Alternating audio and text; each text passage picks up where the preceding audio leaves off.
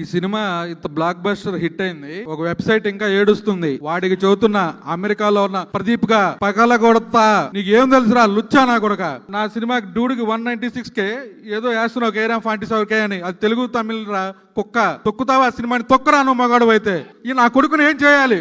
ఉరిదీయాలి నడి రోడ్డు మీద. మా మీద బతికే నా కొడక. నేను ఆ రోజు అలా మాట్లాడకుండా ఉండాల్సింది అనుకుంటున్నాను. అలాగే నేను తెలుగు 360 ప్రదీప్ గారి మీద నేను వాడిన పదజాలాన్ని అండ్ కామెంట్స్ని వెనక్కి తీసుకుంటాను. మీడియా మిత్రులందరికీ నేను బాగా తెలుసు.